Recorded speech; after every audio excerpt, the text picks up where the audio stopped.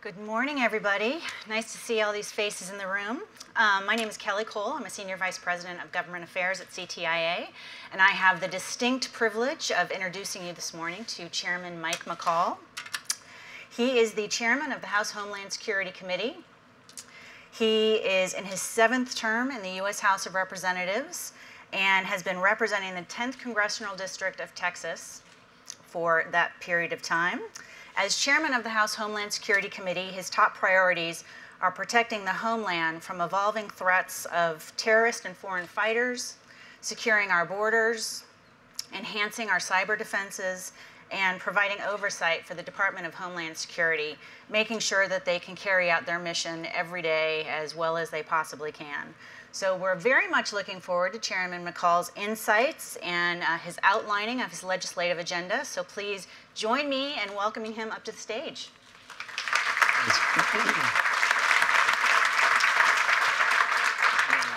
Yeah, you can sit down or stand, whatever makes sense. Yeah, I have like 5 minutes to make remarks, and then I'll sit down. But thank you, Kelly. It's an honor to be here today in front of so many people who probably know more about this subject matter than I do, or any other member of Congress.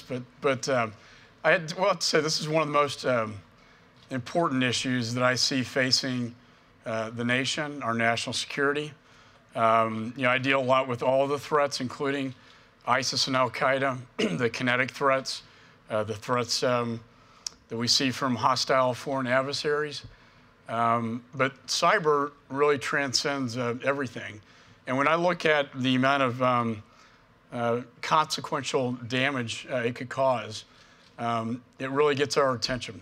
I get the briefings, and we see it. I see it kind of on 3 levels. The theft of intellectual property, which we see in the trillions. I think Keith Alexander said it was the largest transfer of human wealth in human history in the cyberspace. The other piece, espionage. We see this happen on a very, not daily basis, but very often. We saw the OPM breach, 20 million security clearances stolen from the federal government, including my own, probably many of you in the room, to cyber warfare. Sony Pictures was a very destructive attack by North Korea. North Korea is getting a lot of attention in the news lately for its ballistic missile nuclear capability, but they also have very devastating cyber capability as well. Iran's been hitting our financial sector. We had the Anthem attack where we had 80 million healthcare records stolen, and a big data theft, I believe from China, where they could overlay security clearances and healthcare records.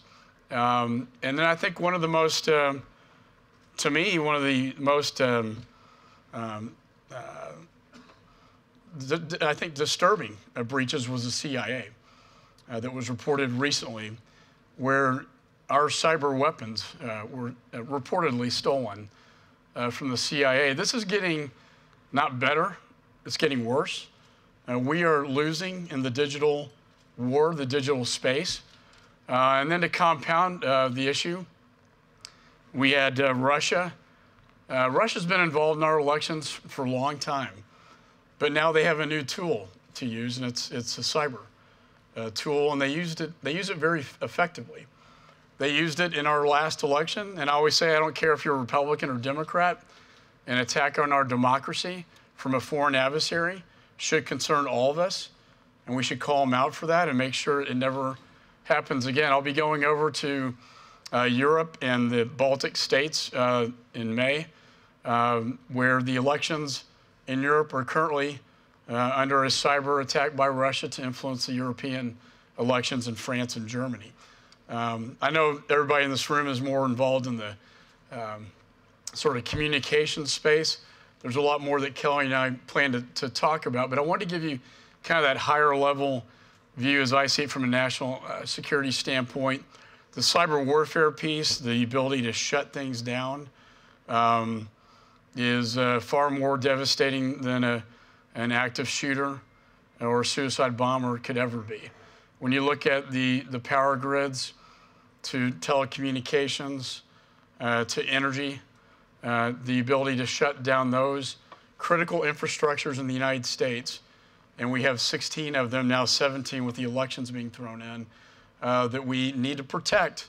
We're very good at our offensive capability. I've seen it demonstrated, and it's a pretty awesome power that the United States has, but we're lacking in our defensive capability in terms of defending the private sector and the critical infrastructures. And I think that's where everybody in this room comes into play. The private sector has 85% of the malicious codes. Everybody thinks the federal government has the keys to the kingdom, but really most of these malicious codes reside in your hands, which is why I passed the Cybersecurity Act 2 years ago to help this sharing of malicious codes to better protect the private sector with liability protection.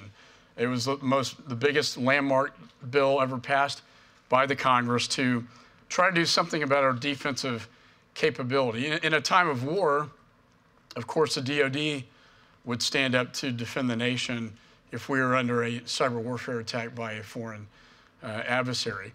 But they are plotting, they are stealing, and they're stealing a lot of very sensitive data in a greater sophisticated way. I've seen this over the last decade, and it's going beyond just Russia and China. It's going to Iran, North Korea, and now even the jihadists would like to get their hands on this. And we've also seen the ISIS's ability to use encryption apps like in Paris and Brussels to do what they did in Paris and Brussels, going completely undetected, which from a Homeland Security standpoint, when you talk to the FBI, one of their greatest concerns is that you can't see what they're saying. If you can't see what they're saying, it's very hard to stop the next attack. I was a federal prosecutor for many years, did FISAs and wiretaps, and you have to hear it and see what they're doing to disrupt that plot.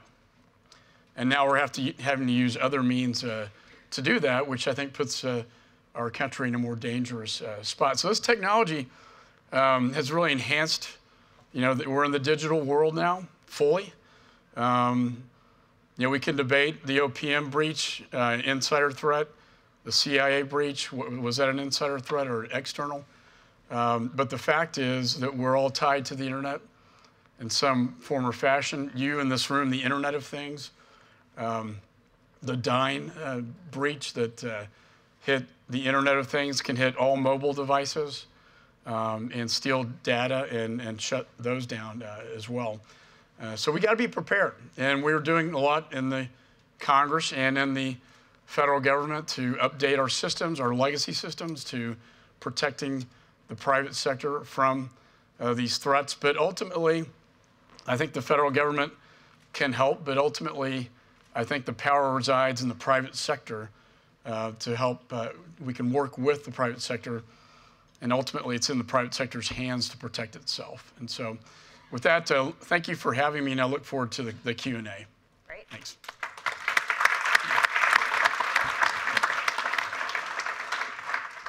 Thank you for that. And I think something that you touched on actually during your remarks was this collaboration, frankly, between the private sector and government. And we very much appreciate sort of the acknowledgement that you believe that this is an important part of helping fight this cyber issue. So my question to you is, how can the government and the private sector continue to do more? What can the government do to make sure we are all doing more to fight cyber threats? Well, that bill we passed, I think, was significant because it provided liability protections. I think before we were trying to, it's a team sport. We get the DoD that does the offensive capability, stands up in a time of war. We got the FBI that does the investigative piece. Then we got the Department of Homeland Security, the civilian interface to the private sector. We didn't, just like you have on the streets in the United States, the military policing, you have police officers. It's the same civilian. It was the same sort of concept that you need a civilian portal to the private sector.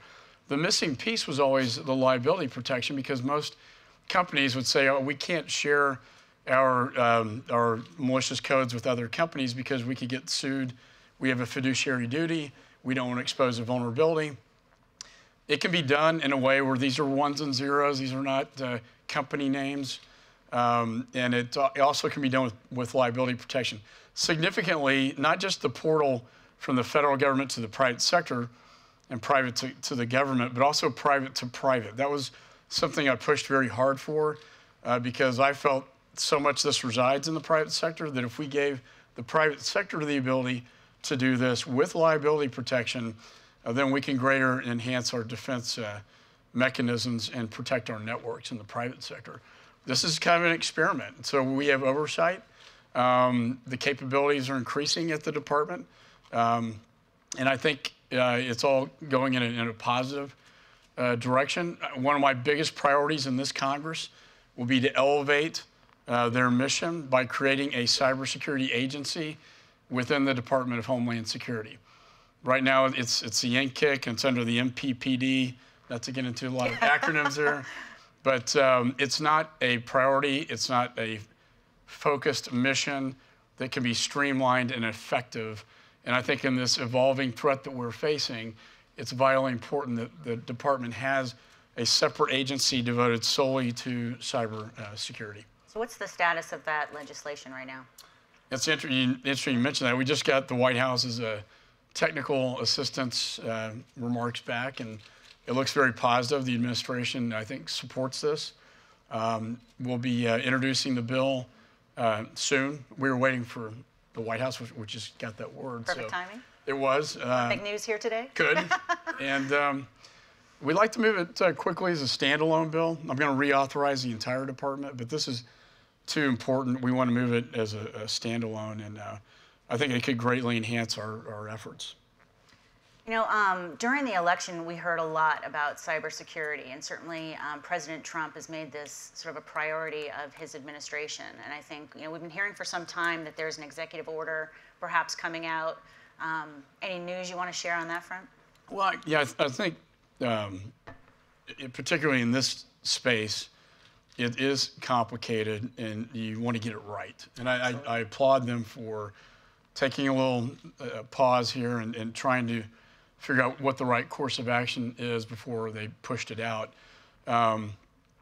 My biggest, I urge them to not pass an executive order that conflicted with existing law. I didn't want them to undo the things that we've done the last several years in the Congress and worked so hard to achieve. I think what you're going to see coming out of this executive order, and I don't want to speak ahead of the White House, but my sense is you're going to see sort of a modernization act within the federal network system of, we have these what were called legacy systems, which are very antiquated systems in the federal government, which makes us more vulnerable to an attack, like the OPM breach that we saw with 20 million security clearances. So, I mean, it's time the federal government come up to speed with the private sector and its network systems. I know Will Hurd has a bill to do this on my committee, and you know, we look forward to moving. Yeah, I remember working with the FBI in the late 90s, and they were still working out of shoe boxes with note cards. And Mueller came in and brought the Bureau forward in the digital space. And I think the federal government's been so antiquated that we need to bring it forward to better protect it. Absolutely. So we've got 6 minutes left. I would love to open it up to some folks in the audience if you've got questions for Chairman McCaul. Everybody can't be that scared. Come on. There we go. I have two questions, actually. I'd like to know, do you have to be a member of Congress to get those cufflinks? So it's a Reagan library. And the other question is, you mentioned public sector and working together. What are things public sector could do, private sector, I'm sorry, could do to maybe better support you and what you're trying to accomplish? Yeah, I think a lot of the IT solutions are in the private sector's hands. I know we created Einstein, and it's 3A Einstein now, it's intrusion detection system, which we deploy throughout the federal government to detect intrusions. But I really think a lot of the IT answers and solutions reside in the private sector. I mean, you're ahead of the federal government. And a good example, you know, I've seen a lot of good software that we've had this insider threat. We think the OPM threat, they were in the networks for 14 months. before we could even detect it. And the Chinese were behind this. No consequences to that. The CIA breach, we'll find out at the end of that investigation where that came from. But I know there's a lot of software that can detect aberrant behavior in the networks. So that user should not be in this space. And then firewall it off and then have a kill switch for that user. That could stop a Snowden in the future. It could stop an OPM in the future. And it can possibly the CIA alleged breach in the future as well. I just think a lot of these IT, again, solutions reside in your hands. And the innovation, the research and development, we can work with you on that. And I got to say, quantum computing, for those of you who don't know, it'll be the next digital sort of nuclear bomb. The first country to get it's going to be the country with the power, and it will be able to de-encrypt anything. And I want the United States to be the first to get there. And that is an area where I've asked the appropriators to spend more money on research and development. The Chinese are certainly spending a lot of money, and the Russians, and we don't want them to have that capability before we do. And if I could just on the workforce issue, so I'm introducing a cyber core bill today. I get this question a lot, that the workforce, we have a lot of jobs out there, but not the workforce to fill it. And I tell young people to get into this field, both at NSA and Homeland and FBI. And it's hard to compete with the private sector. And so we have a bill that's building on my scholarship for service bill, where we will, we'll give you a scholarship if you'll serve 3 years in the federal government at one of our agencies or departments in cybersecurity. And we've had, it's only been, I think about a year and a half ago, we've had 3,000 in the program already. And for every one acceptance, we have 15 applicants, so there's a lot of interest. So we want to expand that program. We think that's a really, good idea to enhance the workforce. Great idea. Congressman, how would you like to see members of Congress, your colleagues, and also your staffers do a better job of coming up to speed and understanding the issues so that the policy around those issues can be more effective sooner rather than later? Right. Yeah, when I first entered Congress in 2005, and I'd worked on this issue previously as a federal prosecutor, and I was amazed at the lack of understanding of this issue. I formed a cybersecurity caucus in the Congress to help educate, members of Congress. And so I think when you see these attacks, unfortunately, it takes a big headline news threat and attack to get attention of policymakers to then respond to that. And so I think we've seen quite a few of those, unfortunately, recently. And I think people understand that this is a very powerful weapon that we can use to our advantage, but it can also be used against us. And so I think you're seeing a greater understanding of that. But I think the caucus is a good way to do it. But certainly, anytime you're on the Hill, talking to staff to educate them, on the importance. And I think this legislation, I think, helps bring that forward as well. I think it's interesting how far we've come in just 5 years. Meredith testified at a hearing a couple months ago, and I was actually surprised how many questions she got on cybersecurity. So the good news is the members are thinking about it and talking about it. And you're seeing more members wanting to get into this niche, right? Because they know this is an emerging field, and it's not going away. It's right. Really not even. It's not in the future anymore. It's here and now. Yeah.